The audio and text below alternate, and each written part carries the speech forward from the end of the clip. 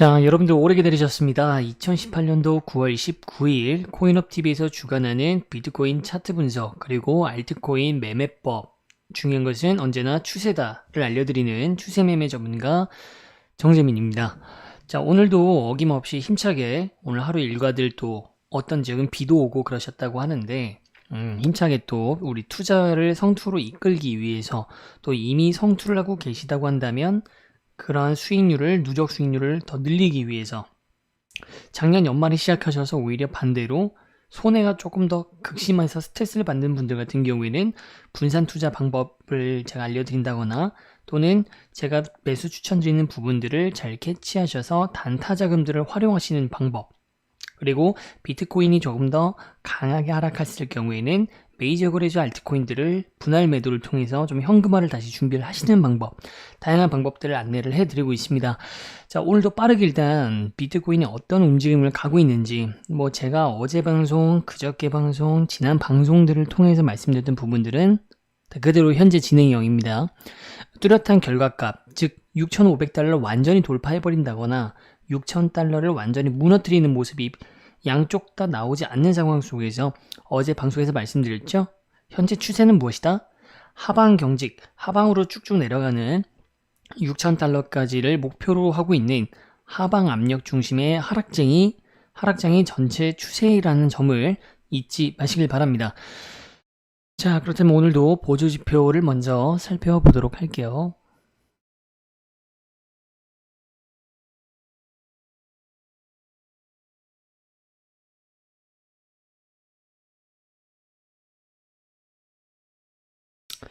자, 크립토커런시 마켓캡입니다. 자, 어제와 동일한 시총을 유지하고 있어요. 시총 자체가 늘어나거나 줄어들거나 하지 않았습니다. 현재 상황이 그대로 유지되고 있다는 것은 어제보다는 더 좋지 않은 증상이죠. 왜냐하면 어제 같은 경우에 자, 한번 볼까요? 어제도 2,000억 달러에 달하지 못한 상태로 떨어져 있었던 것이 어제 시총 마켓캡입니다. 맞나요? 자, 그런데 변화가 없다. 플러스 마이너스 제로라고 하는 것은 어제와 동일하다. 근데 이게 어떻게 더 나쁜 상황이라고 할 수 있는가? 어제 상황이 되기 전 상황을 생각해 보시면 어제와 같은 시총, 어제와 같은 시장 가격, 자, XRP, 리플을 제외하고 모든 코인들은요, 탈비트화를 성공하지 못하고 비트코인 하락에 맞추어서 다시 하락을 하는 모습이었습니다. 그러다 보니까 가까스로 조금이라도 생겼던 행복회로 신뢰가가 어떻게 됐어요? 완전히 또 밑바닥으로 무너진 상황입니다. 그렇기 때문에 오늘 아무런 변화도 없이 어제와 동일하다라는 것은 투자자들이 갖고 있는 불신이 전혀 해소되지 않았기 때문에 알트코인이든 비트코인이든 추가적으로 매수가 들어온 것은 없다. 매도가 일어나지 않은 것은 뭘까요? 추가적인 매도가 일어나지 않은 것은 여전히 9월 말에 비트코인 ETF 승인 심사 결과를 기대하는 투자자분들의 물량이 물려 있거나 이미 5번의 오파 하락을 통해서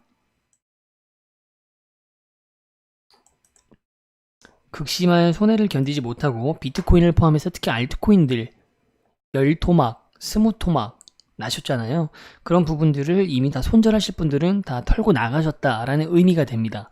그렇기 때문에 어제와 동일하다라는 것은 이러한 이유에서 더 상황이 좋지는 않다, 더 나빠졌다라고 말씀을 드릴 수가 있습니다. 자, 마켓캡만 봤을 때는 그렇고요. 자, 다른 코인들의 움직임은 어떤지 한번 살펴보도록 하겠습니다. 자, 현재 비트코인은요, 억지로 상승을 했고, 매도 압박을 받고 있다가 제가 그저께 방송을 하고 나서 급락을 했죠. 그리고 또 다시 반등을 하는 듯 했지만 여전히 소강 상태로 다시 가는 전체적인 추세는 어떻다? 하방 추세로 가고 있다. 변화가 없죠. 자, 그런데 다른 코인들 같은 경우에도 큰 변화가 나오지 않는다. 비슷한 모습을 보이고 있습니다. 비슷한 모습들을 보이고 있는데 단 한 가지, 리플 코인만, 리플 어제 채팅창에서도 이제 궁금하신 분들이 계셔가지고 질문을 주셨었죠. 리플 코인 자체가 상당히 비약적인 상승을 하면서 원화 기준으로 300원, 딱 300원에서 370원대까지 375원인가요? 여기까지도 무난하게 상승을 했다. 자, 이것은 스웰을 비롯한 리플 스스로의 독자적인 호재에 기반을 해서 작년과 유사한 패턴을 보여주는 것이기 때문에 이제 와서 단독 어떤 단타를 목표로 하는 분들이 들어가시기는 상당히 타이밍이 늦었다. 그리고 결국에는 이 스웰이라고 하는 또는 그 밖에 지금 XRP에 대한 기대 심리가 충분한 그 호재가 결과값을 보여주지 못하고 또 추상적인 그냥 호재들 뭐가 있을 것이다.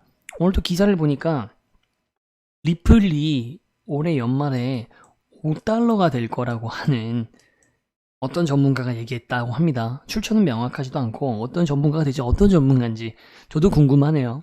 자, 그런데 $5를 예견을 했다고 하는데 신빙성이 전혀 없는 현재 시점에서만 봤을 때는 상당히 신빙성이 없다.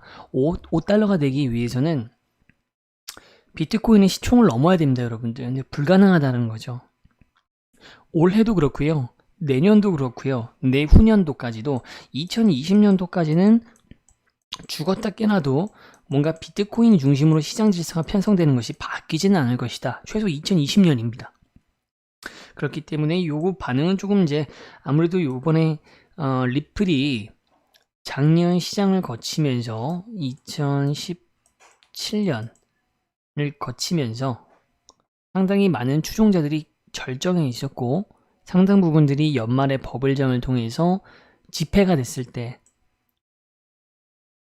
3,000원, 2,000원 집회가 됐을 때 많이들 익절을 하셨거나 그때의 영광을 보시고서 익절을 못 하셨거나 또는 후발주자로 들어가서 물리신 분들, 극심한 손해를 보신 분들이 작년과 같은 지금 갑자기 리플만 움직이니까요. 탈비트와 움직임을 보여주다 보니까 여기에 대한 기대 심리가 여전히 있고 굉장히 상당수 많은 추종자들이 괜히 시총 3위가 아니다. 이것을 뭐 다시 느끼게 되는 그 정도 선에서 리플을 이해해 주시면 좋으실 것 같고요.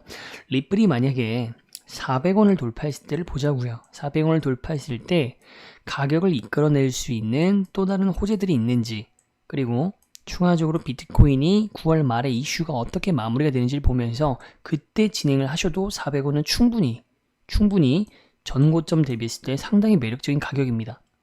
근데 그런 것들이 확인되지 않은 상태에서 지금 내가 단타, 장투는 더더욱 위험하다는 것이죠. 왜냐? 전체 시장 질서는 비트코인으로 편성이 되고 있고 현재 시장 질서인 중심이라고 하시는 비트코인이 지속적으로 하락을 하고 있고 진행형이고 예상이 더 되고 있기 때문에 탈비트에 대한 담보가 없습니다. 이틀 전에 펌핑했었던 비트코인 업비트에 오랜만에 펌핑들이 이루어졌었던 사토시 마켓도 지금 업비트 어플 들어가다 보시면 다 올라갔다가 가라앉아 버렸고 미진하거나 언제 그랬냐는 듯 불씨가 사그라든 것은 다 일시적인 현상이기 때문에 그렇다라는 겁니다. 자, 두 번째로 우리가 볼 수 있는 보조 지표는 CGI죠. CGI도 뭐 어제와 큰 변화가 없습니다. 비트코인을 중심으로 한 코인 마켓캡의 시총 자체가 변화가 없었기 때문에 CGI는 265포인트, 비트코인 도미넌스도 여전히 55% 높은 점유율을 유지하고 있다. 이렇게 보시면 될 것 같고요. 자, 이어서 프리미엄입니다.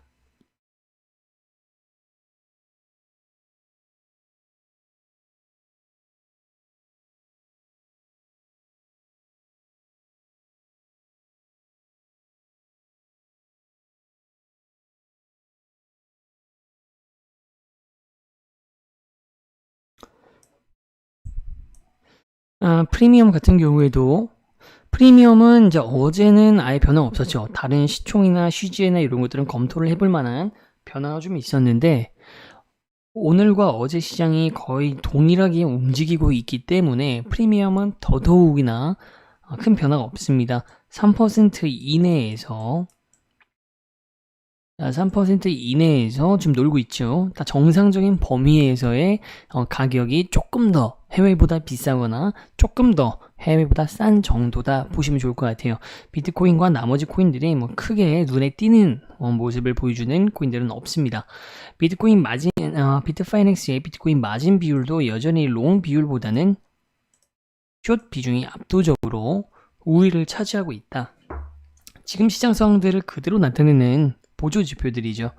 자, 그렇다면 보조 지표는 이쯤에서 그만 살펴보고요. 현재 오늘 기준으로 자, 어제 방송 이후에 24시간이 지났습니다, 여러분들. 어떠한 변화가 있었고 또 예상했던 흐름대로 가고 있는지, 그리고 우리는 또다시 어떻게 대응을 해야 되는지, 기존과 같을지 변경사항이 있을지 살펴보도록 하겠습니다.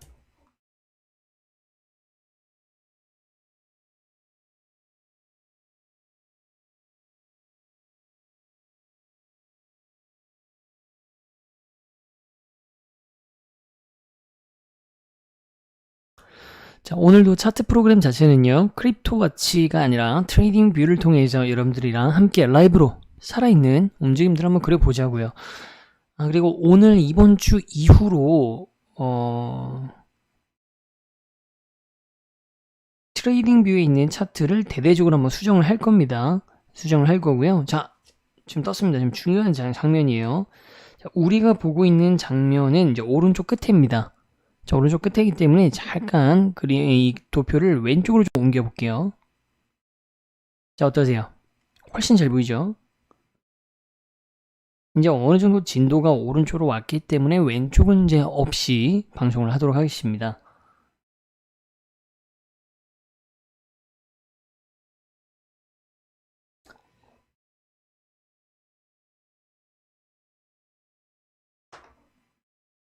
자, 우리가 이제 살펴봐야 될 저항선과 지지선 레벨을 먼저 한번 따져볼게요. 자, 저항선은 현재 가장 높은 최상단에 있는 저항선, 뚫기 어려운, 매도 압박이 강력한, 뚫게 되면 굉장히 좋은 시그널로서 상방을 향해서 치솟을 수 있는 라인은 7000 라인입니다. 7000불이죠.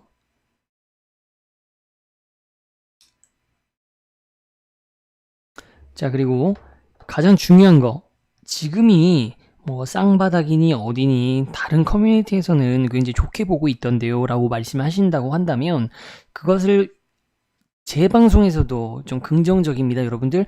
이제 막 사세요 라고 하는 신호를 듣고 싶으시다면 메이저 거래소에서 알트코인과 비트코인을 매수하시라는 신호를 받기 위해서 어떤 조건이 필요하다? 현재 가장 가까운 저항선 어디입니까? 6,500달러요. 6,500달러를 먼저 뚫어줘야 된다고요, 여러분들. 6,500달러가 어디입니까? 6,600과 6,400 사이겠죠. 잘 보세요. 이 저항선이, 제가 분석해드린 저항선이 괜히 저항선이 아닙니다. 자, 포인트 한번 찝어볼게요. 자, 한 번 터치했습니다. 두 번 터치했고요. 여기서부터 계속입니다. 박스권에서 횡보를 할 때 이 저항선에 부딪히면서 뚫지 못하고 결국 어떻게 됐죠? 여기서 이제 하락을 한다고요. 굉장히 뚫기 어렵다라는 겁니다. 6,500의 저항선의 의미가 그래요. 그렇기 때문에 만약에 이게 정말 지금 뭐 며칠 전에 잠깐 보여준 리플은 이제 제외를 합니다. 리플과 이더리움은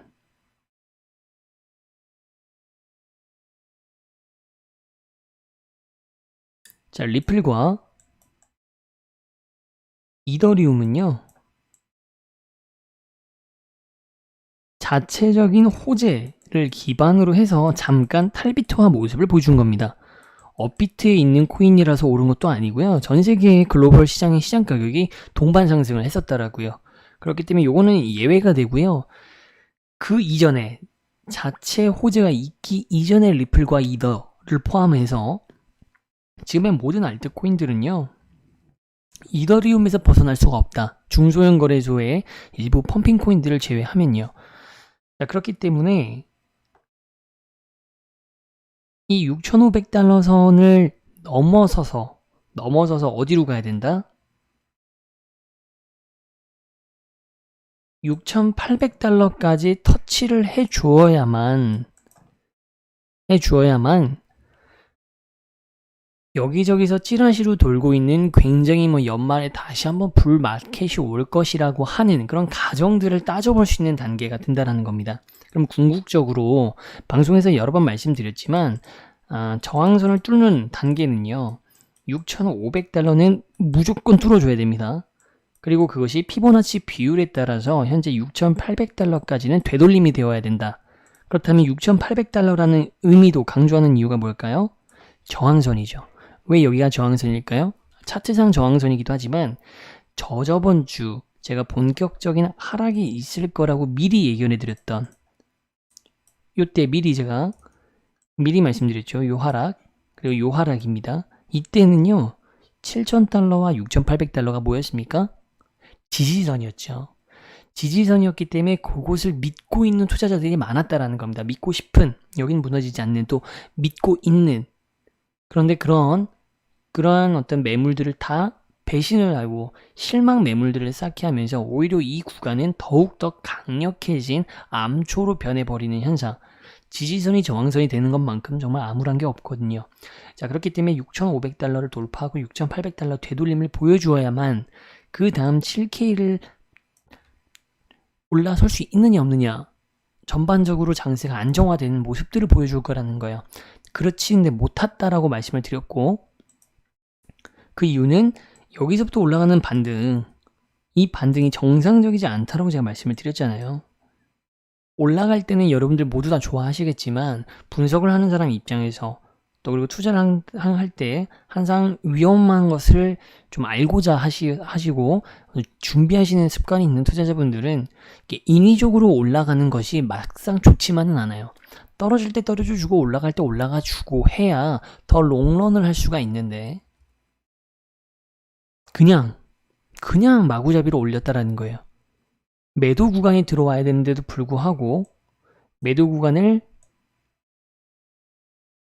계속 특포시키면서 억지로 매수 구간을 이어가는 것이 오히려 골마서 더 크게 터질 것이다 라고 말씀드린 방송 이후에 또 우리가 어제 새벽에 이제 이렇게 하락을 했었고, 방송하면서 다시 하락을 하고 있지만 제가 절대 잊지 말아라. 추세는 이미 계속 하락으로 진행 중이었고 6,500달러에서 6,800달러로의 전환점, 여기 싸움에서 졌기 때문에, 일단 물러섰기 때문에 이때의 반등은 의미가 없다. 자, 의미가 없다. 진짜 의미가 없었을까요? 도표가 보이지 않습니까? 그렇죠? 제가 말씀드린 것처럼 의미가 없다라는 겁니다. 6,300달러까지 어제 방송 중에서는 또 올랐지만 의미가 없다라고 했기 때문에 해당 부분을 보시는 것이면 현재 고스란히 그대로 떨어지지 않습니까? 그렇죠? 그렇게 돼서 이게 어디까지 간다? 바로 임계점 6,000달러까지 향해서 쭉 밀려 내려갈 것이다 라고 예상을 하고 있습니다. 중요한 것은 여기에서의 싸움이죠.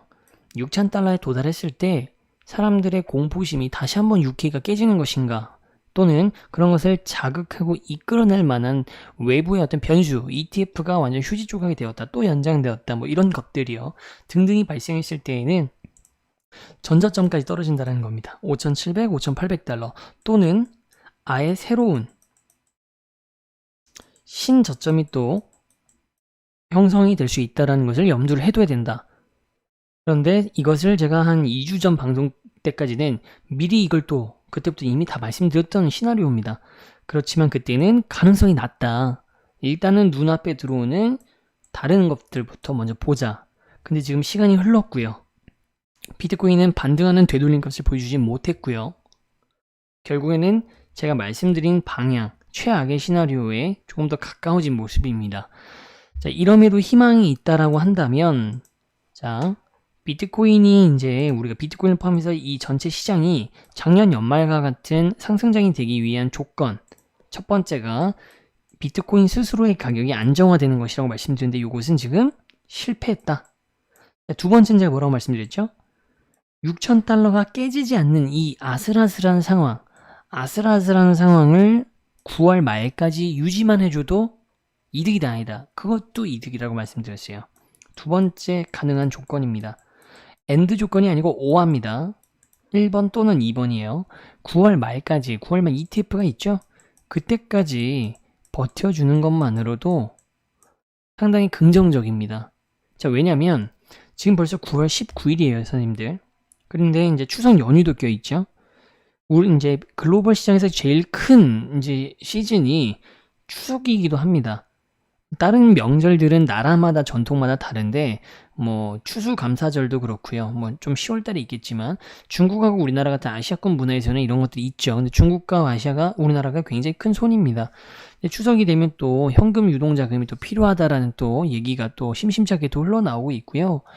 만약에 ETF가 그럼에도 불구하고 비트코인의 가격이 멈춰 있다. 그것만으로도 상당히 이 ETF에 대해서 상승할 거란 기대감 또는 상승할지 안 상승할지 모른다라는 겁니다. 상당히 돈이 많은 고래들도. 그렇게 해석할 수가 있어요. 왜냐면 얼마 안 남은 이 시점에서 이미 최상위 고래들이나 거래소 관계자들이나 정부 부처의 어떤 관계자들이 이런 것들을 미리 어느 정도 결과를 알 수 있을 거라는 겁니다. 하루하루 지나갈수록, 디데이가 줄어들수록. 그럼 시장 가격은 반응이 옵니다. 차트는 왜? 언제나 후행성 지표이기 때문에 그렇습니다. 먼저 반영을 하지 않죠. 누군가가 매수 매도를 한 것이 차트의 발자취로 흔적을 남습니다. 이것을 우리는 명탐정처럼 추리를 해나가고 그 사건의 배후가 무엇인지, 의도가 무엇인지, 그래서 앞으로는 어떻게 할 건데 이걸 맞춰가는 게 차트 분석과 추세 매매에 있어서 중요한 것이거든요. 그때 유지만 해주더라도 상당히 긍정적일 수 있다. 무조건 엄청난 상승을 의미하지는 않습니다. 긍정적일 수 있다. 자, 그런데 만약에 9월 말까지도 이 가격이 안 되고 만약에 이 전점을 떨어뜨린다. 그런다면 ETF 승인이 되더라도 또는 승인이 안 될 가능성이 크고요. 승인이 되더라도 연말에 작년과 같은 시장을 기대하면서 투자를 하시지 마셔라라는 겁니다. 이해되시죠? 세 번째는 1번과 2번과 상관없이 지금 굉장히 관망을 하고 겁을 먹고 있는 신규 투자자들의 자금을 강제로 끌어올 만한 코인 세계 전반에 걸친 어떤 강력한 호재가 발생하는 것. 근데 현실적으로 가능성은 낮다라는 겁니다. 지금 우리가 따져볼 수 있는 것은 2번 정도가 되겠네요. 2번 정도가 될 것이고 비트코인 선물 마감. 자, 선물 시장의 마감이 오늘 자정이 끝나면 내일 새벽이죠. 내일 새벽 4시쯤에 이제 선물 마감이 청산이 됩니다. 어느 정도 가격은 숏이 하락 쪽에 이제 조금 더 무게를 둔 상태로 가격이 마무리가 될 건데요. 보통은 이제 선물 시장이 마감이 되면 새로운 매수자들 또는 청산을 한 고래들의 투자자들의 재매수에 의해서 시장이 조금 반등하는 쪽으로 가야 되는데 이 ETF가 어떻게 해결될지 모르는 시점까지 왔기 때문에 큰 가격적인 반등이나 드라마틱한 것이 선물 시장이 마감됐다고 해서 발생하지는 않을 것이다 라고 예상을 하고 있습니다. 자, 그래서 우리가 그러면 어떻게 대응을 해야 되느냐.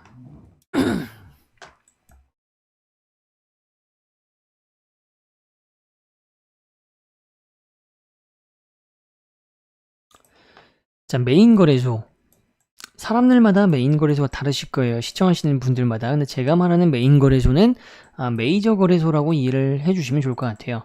그러니까 메이저가 어떤 기준이냐, 뭐 거래량 기준이냐, 뭐 코인 개수 기준이냐, 브랜드 인지도 기준, 뭐 여러 가지가 있겠습니다만 그냥 통상적으로 현재 시점까지 그냥 누구나가 다 한 번쯤 이용해봤고 누구나가 다 알고 있고 좀 뭐 세계적인 뭐 어떤 명성이 있었던이라고 표현하는 이유는 업비트 때문에 그렇죠.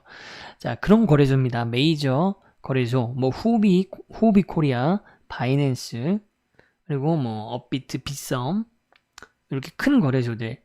자, 거래소들인데 여기에서의 지금 투자는 역시 장투적 관점에서 에이다가 너무 싸네. 100원도 안 되네. 리플이 어떻네. 장투적인 관점에서의 지금부터의 매수는 제가 딱 별도로 추천을 방송에서 텔레그램에서 이거 사시면 좋을 것 같습니다 라고 하지 않아도 하셔도 좋습니다. 장투는요 그래요. 장투는 그렇습니다. 그런데 또 우리가 단기 투자자들 또는 스윙 중기 투자자들 같은 경우에는 지금 여전히 메이저 거래소는 추천드리지 않습니다. 저는 추천드리지 않습니다. 그 이유는 비트코인의 가격 안정화가 전혀 이루어지지 않았고 다음 방향이 하방으로 쏠리고 있기 때문이다. 제가 일부 3분의 2 시간 정도를 그걸 다시 한번 말씀을 드렸죠. 그렇기 때문이고요.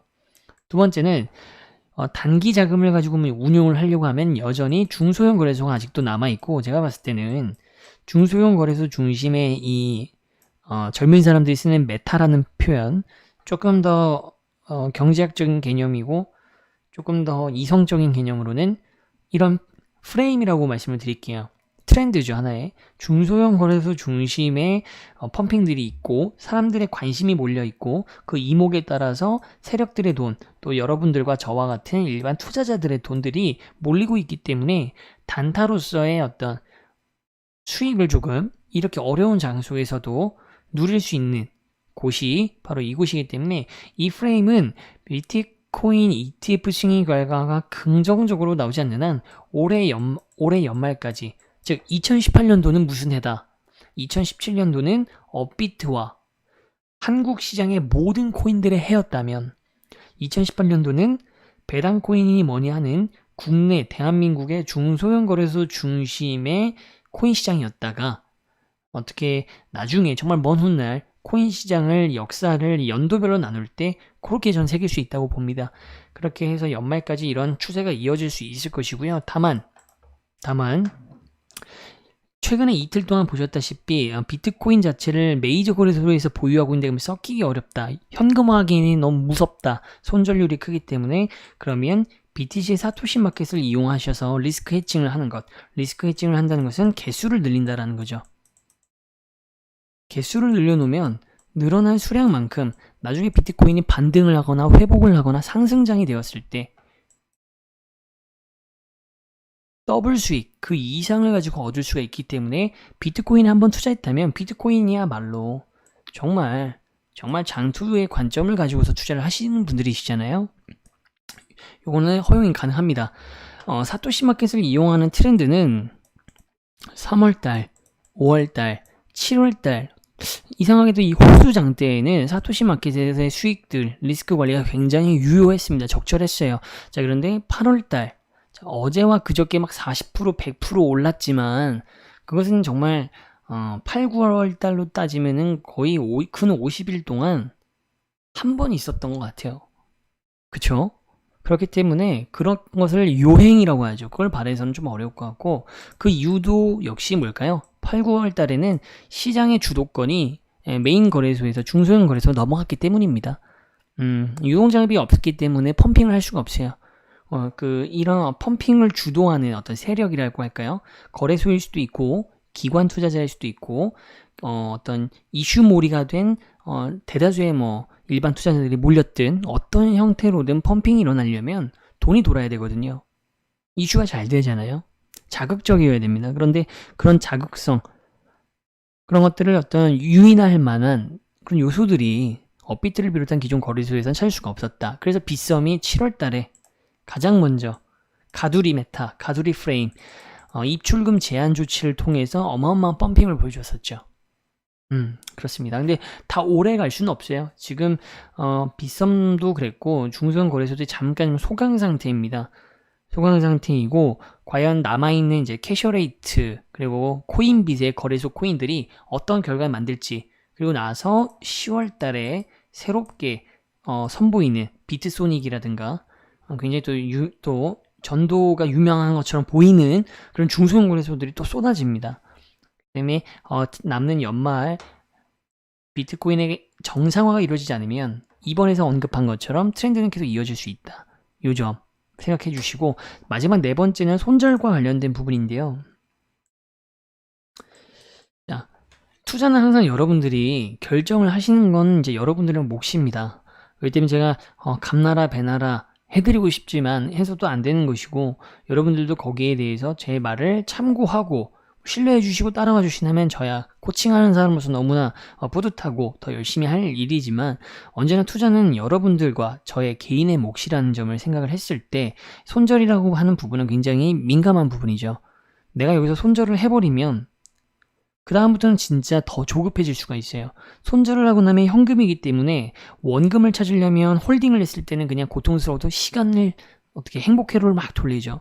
시간아 가라, 시간아 가라. 시간이 더 흐르면 이번에는 근데 지금 그것마저도 없고 그냥 손해를 본 금액만 갖고 있다. 그럼 이거를 원금 이상으로 돌리려면 직접 또 뭔가 단타를 하신다거나 스캘핑을 하신다거나 다시 그 복잡하고 내 본업을 지장을 주면서까지 뭔가 또 투자를 하셔야 되는 것들이 두려우실 수가 있습니다.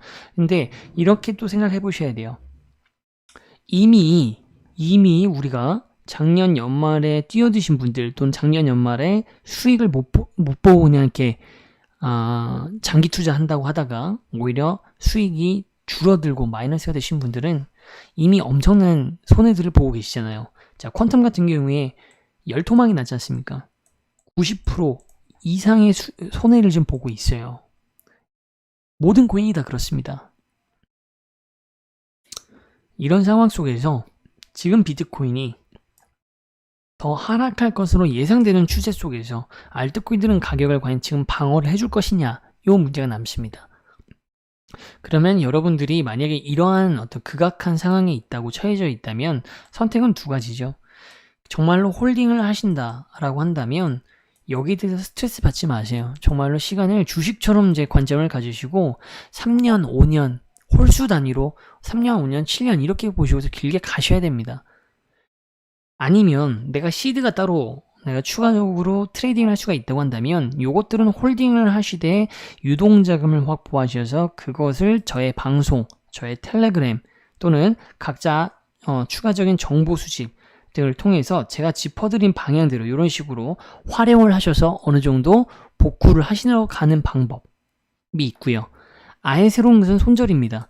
지금이라도 아예 내가 일부 물량 또는 전체를 가지고 일부 물량 또는 전체를 매도해가지고 이것을 새로운 그냥 시드, 그러니까 추가로 내가 어디서 자금을 끌어올 수가 없는 경우에 선택을 할 수 있는 방법이시죠. 분할 매도를 통해서 강한 손절, 전체 매도를 통해서 강한 손절, 이런 경우입니다.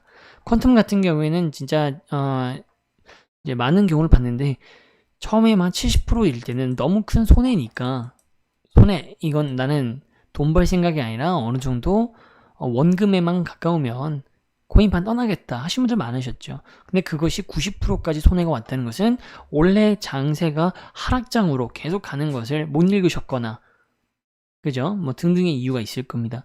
지금은 90%가 됐으니까 어떻게 말씀들을 하시냐면 그냥 70%일 때 뺄걸. 그것이 앞으로 어떻게 될 것이냐. 비트코인은 하락하지만 알트코인들은 정말 바닥이라서 최상위 이해관계자, 해당 코인들의 이해관계자들이 가격을 방어해 줄 수도 있지만 저는 그럴 가능성은 낮다. 개미 투자자들, 일반 투자자들과 함께하는 세력은 없습니다. 투자 상품은요. 여러분들이 이 비트코인을 굉장히 위험한 투자군이라고 생각을 하시고 공격적인 투자로 보시는 것은 맞는데 그것이 맞다라고 한다면 당연히 리스크가 클 수밖에 없다라는 것이고요. 주식도 마찬가지입니다. 주식, 선물, 파생상품 시장 모든 투자 상품들은요 다 리스크를 동반하고 있습니다. 그 정도의 차이일 뿐이고 비트코인은 그 정도를 조금 주식과 같이 조금 안정화된 속에서의 마이너스와 플러스를 오고 감으로 가기 위한 지금 과도기를 겪고 있다라고 보시면 좋을 것 같습니다. 자, 이것으로 1부 방송은 마무리하도록 하겠고요. 이어서 잠깐 쉬고 나서 2부 방송 이어가도록 하겠습니다. 자, 저는 코인업TV에서 추세 매매를 전달해드리는 정재민이었습니다.